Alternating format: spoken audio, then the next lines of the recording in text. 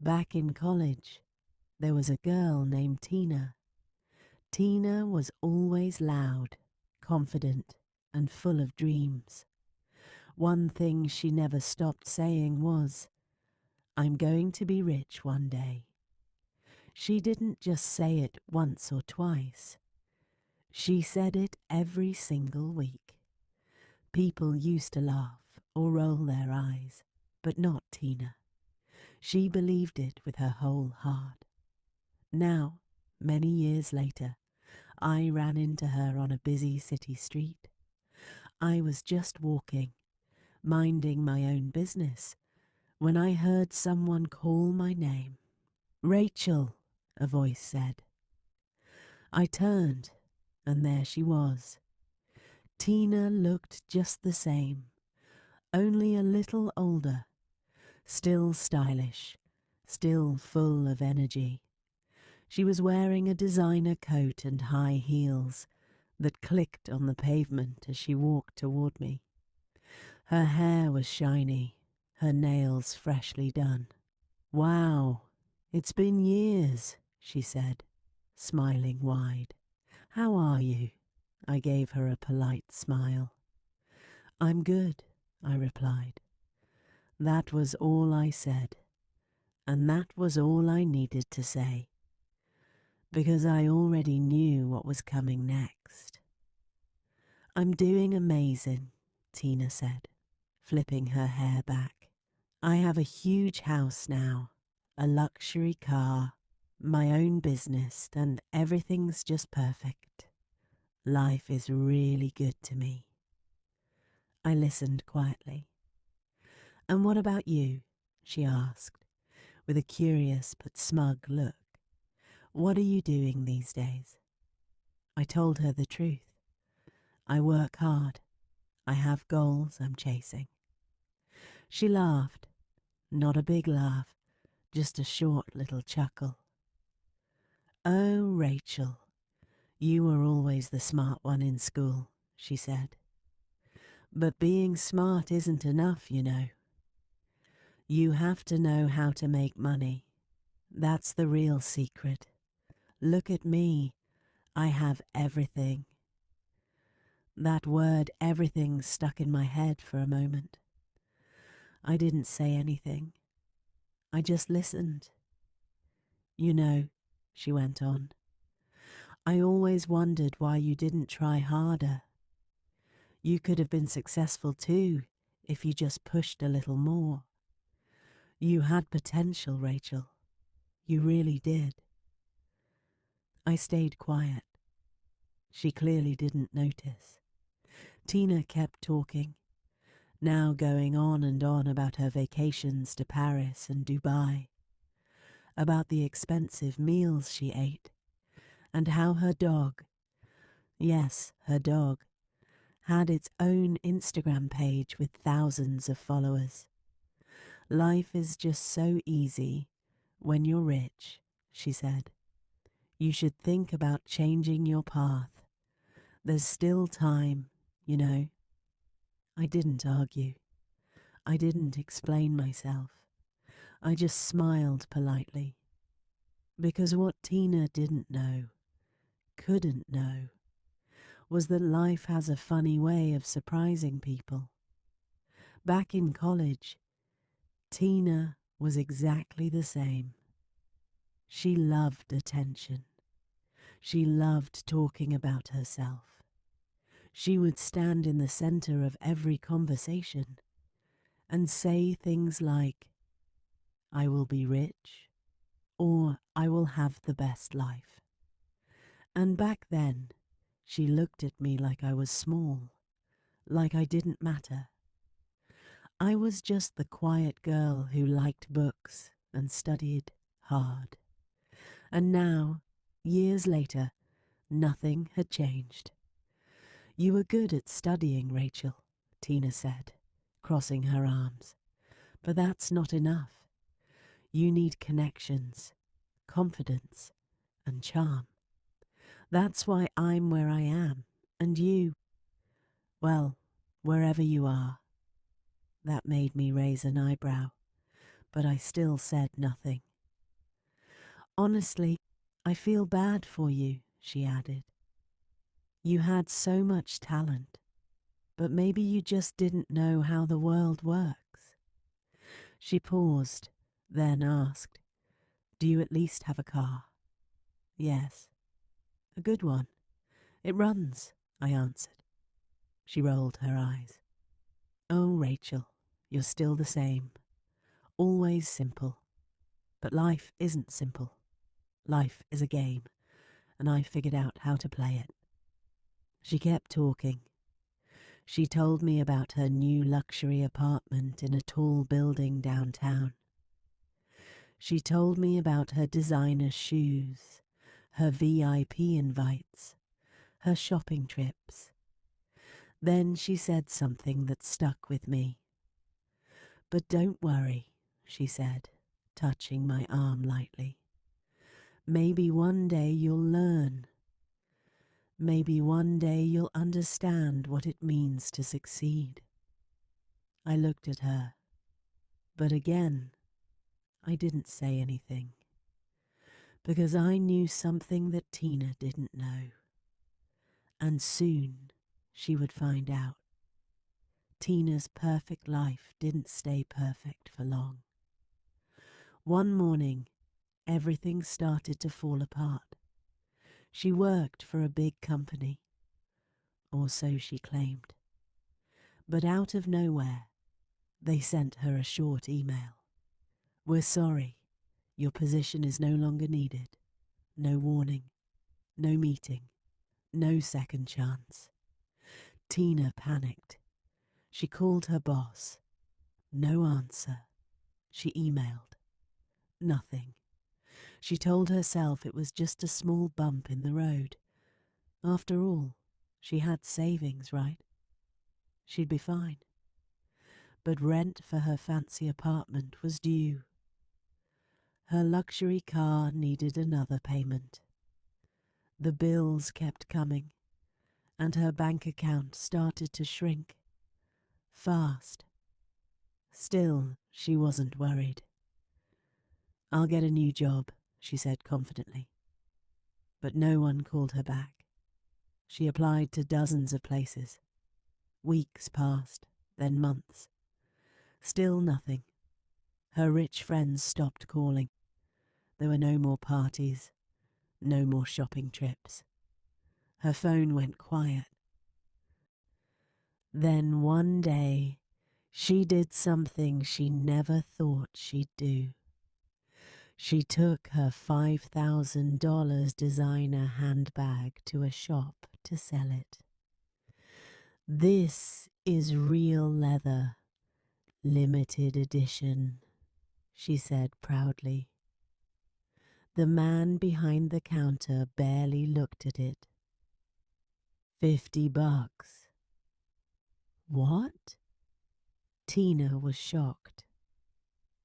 This bag is worth thousands. It's second-hand, the man said with a shrug. People want new bags. She left the shop in disbelief. She tried selling more. Her expensive jewelry, her name brand clothes, even her car. But nothing brought in what she thought it would. Everything was worth less than she imagined. She started calling her rich friends. Can you help me? She asked. I'm busy, one replied. Maybe next month, said another. No one helped. She opened her fridge one evening and found just a single bottle of water. That was it. And for the first time, Tina felt truly lost. She thought about me. She remembered how she had laughed at me on that busy street. And now she understood what I had meant when I said I had my own goals. She needed a job badly. One day, as she walked through the city in worn shoes and a tired face, she passed by a restaurant. It was large and beautiful. People were coming in and out, laughing, eating, enjoying life. On the front door was a sign, "We are hiring." Tina sighed. She had never worked in a restaurant before. She didn't even know how to carry a tray. But she had no choice. She walked in. The place was busy. Waiters rushed around with plates of food. Music played softly. It smelled amazing. Fresh bread, garlic, roasted chicken. She walked toward the front counter. Behind it, a woman was giving instructions to the staff. She looked focused, calm, and in control. Then the woman turned around.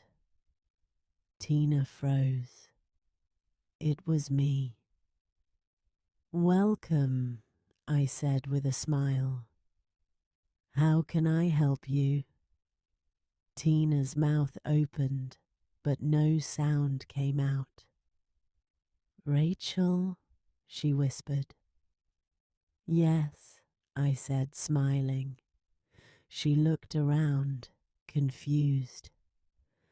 "Wait, do you work here?" I laughed softly. "No, Tina, I don't work here." "Then why are you behind the counter?" I paused, watching her face carefully. Then I said the words she never expected to hear. "Because I own this place." There was silence. Tina didn't speak. She didn't move. She just stood there, staring. After a few long seconds, she finally said, "You own this restaurant?" "Yes." Her face turned red. "But you never told me. You never asked." She looked down at the floor. She seemed smaller now, quieter. She took a deep breath. "I was wrong about you," she said softly. "I thought money made someone better. I thought I had it all figured out, but I didn't." I watched her. This wasn't the same Tina I had met on the street months ago. I looked at Tina and nodded slowly. "Yes," I said. "I'm rich. I have restaurants, stores, real estate. I built everything piece by piece. I worked hard. I planned. I didn't need to show off, and I didn't need to prove anything to anyone." Tina blinked, stunned. Her eyes flickered across the restaurant, then back to me. "So, you're really rich?" she asked, her voice small. "Yes," I said simply. For a moment, there was only silence between us. Then Tina did something I never, ever thought I would see. She looked down. She took a deep breath. "Rachel," she said, her voice barely a whisper. I need a job. I blinked. Of all the things I expected from this meeting, this was not one of them. This was Tina, the same Tina who once laughed at me, who told me I didn't understand how the world worked, who looked down on me back in college. Now she was standing in front of me, asking for help. I looked at her carefully. She was thinner than before. Her makeup wasn't done. Her clothes, while neat, were plain. The pride in her eyes had dimmed. I thought for a moment, then gave her a soft smile. "Let's talk," I said. Tina sat across from me at a small table in the back of the restaurant. She looked nervous. This was clearly new for her. She wasn't the bold, confident girl I had once known. That girl had vanished. This Tina looked different, quieter, humbled, maybe even afraid. "So, you really own this place?" she asked again. "Yes," I said, "and more than this one." She nodded slowly and lowered her gaze to her hands. "I need a job," she repeated. "I'll do anything." The words hung in the air. Tina. Asking for anything. It was almost funny if it weren't so honest. "Do you have any experience working in restaurants?" I asked. "No." "Have you ever worked in customer service?" "No." "Can you cook?" She paused, then gave a tiny shrug. "I can make toast," she said. I laughed. She didn't. "I'm serious," she said. "I don't know how to do these things, but I'll learn. I promise." That made me pause.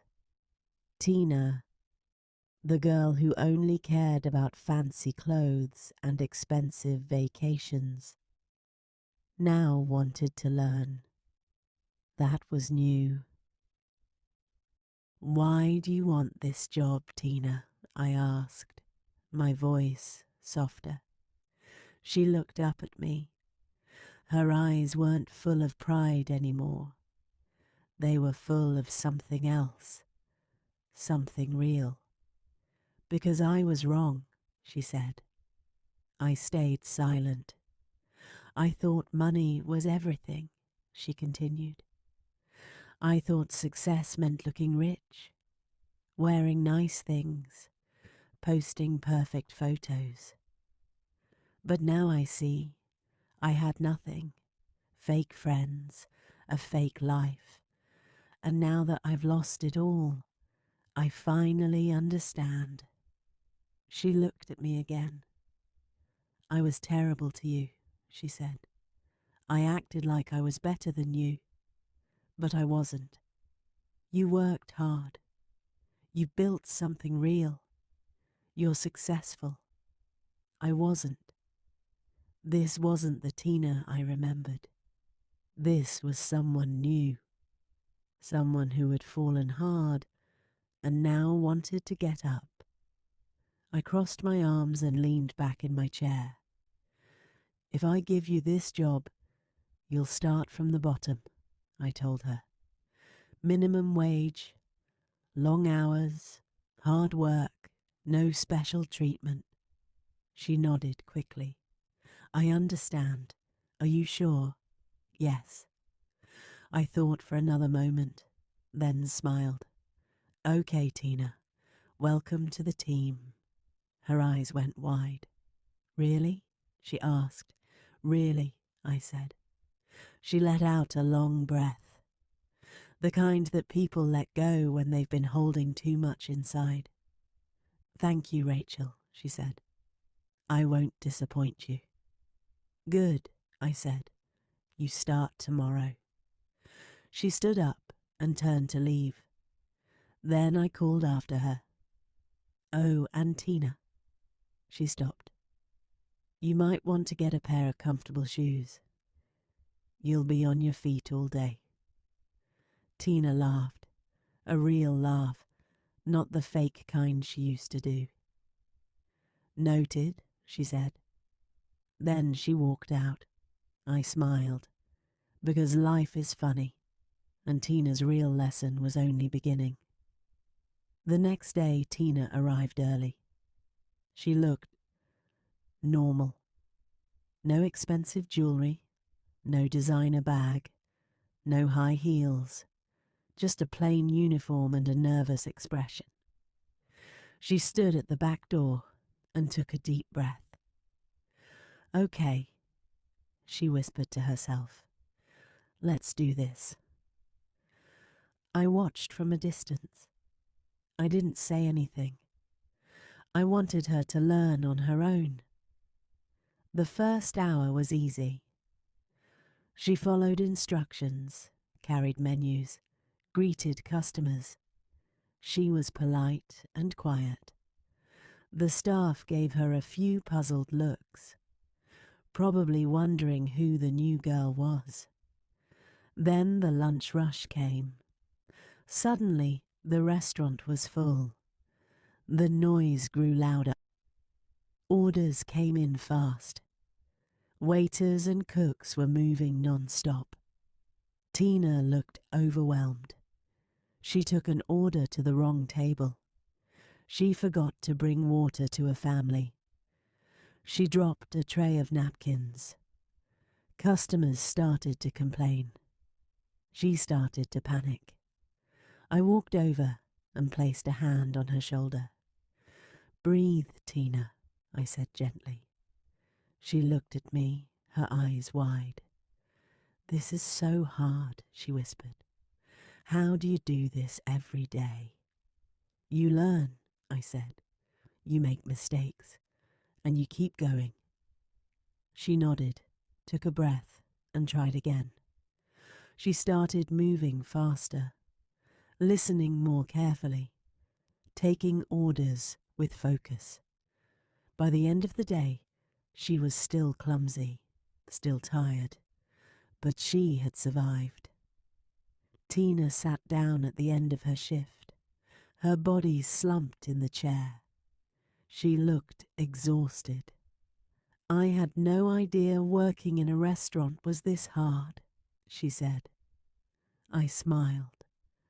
"Work is always hard," I said. "That's why success isn't just about money. It's about effort." She looked at me for a long time. "I never respected people who worked hard," she said honestly.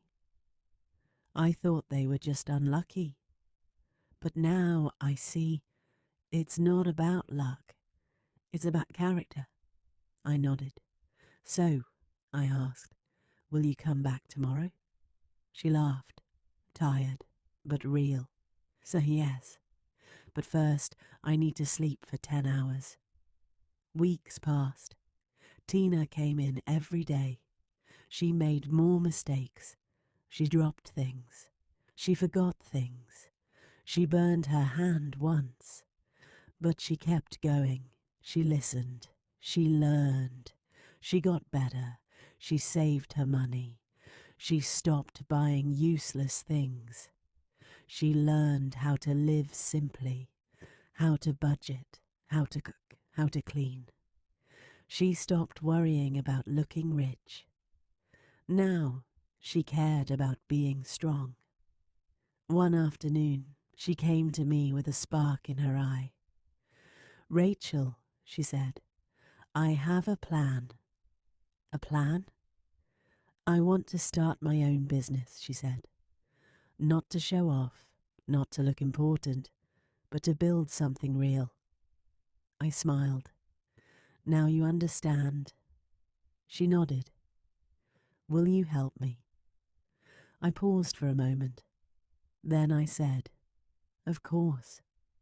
Because life is strange. Life is unpredictable. It isn't about who you pretend to be. People chase money. But money can disappear. Houses break, cars rust, trends change. But character stays. Tina lost everything. And in that loss, she found something far more valuable. She found strength. She found humility. She found the courage to begin again. I hope people who hear this story understand something important. Success is not about showing off. It's about building a life that is strong with or without money. Because money comes and goes, but character stays forever.